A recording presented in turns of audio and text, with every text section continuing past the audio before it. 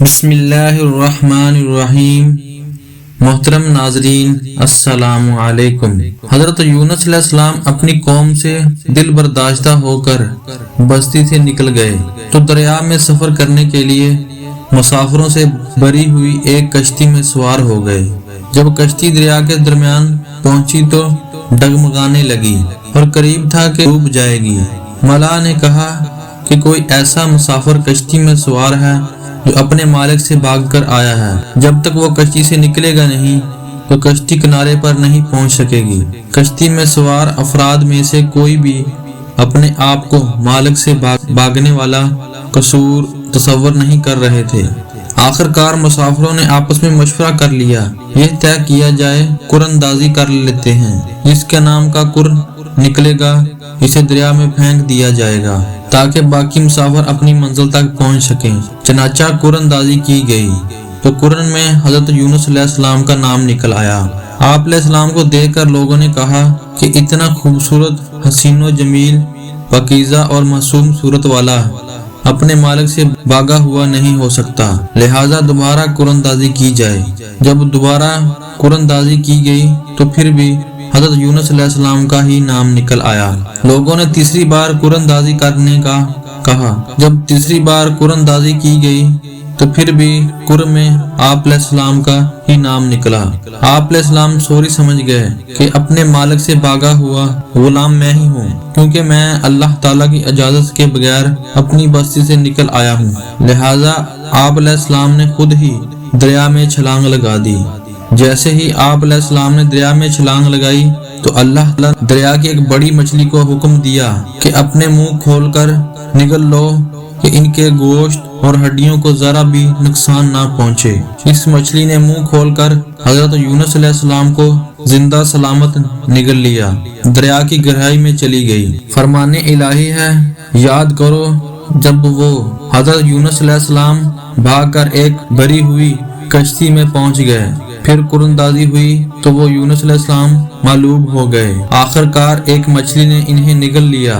اس وقت تک وہ بڑے شرمسار ہوئے۔ حضرت یونس علیہ السلام جب مچھلی کے پیٹ میں پہنچ گئے اور وہاں اپنے آپ کو زندہ محسوس کیا تو اپنی غلطی کا اعتراف کرتے ہوئے اللہ کے حضور گڑ گڑاتے اور اللہ عز و جل کی خوب تسبیحات بیان کی۔ جب آپ علیہ السلام نے اللہ تعالیٰ کی تسبیح کے ساتھ دعائیں کلمات کہے تو اللہ عز و جل نے آپ علیہ السلام کی دعا فوری قبول فرمائی، آپ علیہ السلام کو غم سے نجات عطا فرمائی۔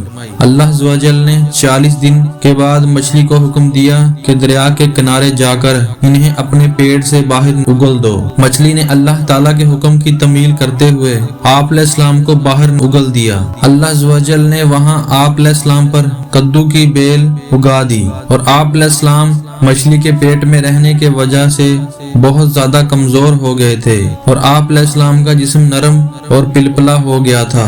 اس حالت میں اگر آپ ایک مکھی بھی بیٹھ جائے تو آپ علیہ السلام کی تاب نہ لا سکتی ہے۔ کدو کی بیل کے پتے چوڑے ہونے کی وجہ سے سائز گنا ہوتا ہے، اس کے قریب مکھی نہیں آتی۔ اس کے ساتھ ساتھ آپ علیہ السلام کے لیے ایک دودھ دینے والی ہرنی کو بھی پابند کر دیا جو صبح و شام آپ علیہ السلام کو دودھ پلانے آیا کرتی تھی، یہاں تک کہ آپ بالکل تندرست ہو گئے اور واپس قوم کے پاس آتے ہوئے دیکھا اور تمام مسلمان ہو چکے تھے۔ فرمان الہی ہے، پس اگر وہ اللہ کی پاکی بیان کرنے والوں میں سے نہ ہوتے تو لوگوں کے اٹھائے جانے کے دن قیامت تک اس مچھلی کے پیٹ میں ہی رہتے۔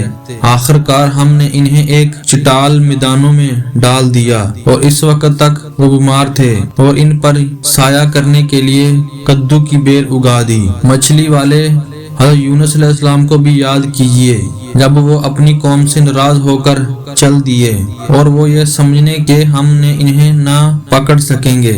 آخر کار انہوں نے اندھیروں میں اپنے رب کو پکارا کہ اے الہی، آپ کے سوا کوئی محمود نہیں، آپ تمام عیبوں سے پاک ہیں، بے شک میں ہی قصوروار ہوں۔ ہم نے ان کی دعا قبول کر لی اور انہیں غم سے نجات عطا فرمائی اور ہم ایمان والوں کو اس طرح نجات دیا کرتے ہیں۔ بس آپ اپنے رب کے فیصلے تک صبر کیجئے۔ اور مچھلی والا یونس علیہ السلام کی طرح نہ ہو جائیں۔ اپنے رب سے دعا مانگی اس حال میں کہ وہ غم سے بھرے ہوئے تھے۔ رسول اکرم صلی اللہ علیہ وسلم نے فرمایا، آپ علیہ السلام کو کدو بہت پسند تھا۔ آپ علیہ السلام کھانے کے برتن میں اسے تلاش کر کے کھایا کرتے تھے۔ حضرت یونس علیہ السلام کی دعا فرمان الہی ہے، لا الہ الا انت سبحانک انی کنت من الظالمین۔ اے اللہ، آپ کے سوا کوئی محمود نہیں، آپ ہر عیب سے پاک ہیں، بے شک ہم ہی ظلم کرنے والے میں سے ہیں۔ رسول اکرم صلی اللہ علیہ وسلم نے فرمایا، جو شخص کسی بھی معاملے میں اللہ سے ان الفاظ کے ساتھ دعا مانگتا ہے تو اللہ عز و جل اس کی دعا قبول فرماتے ہیں۔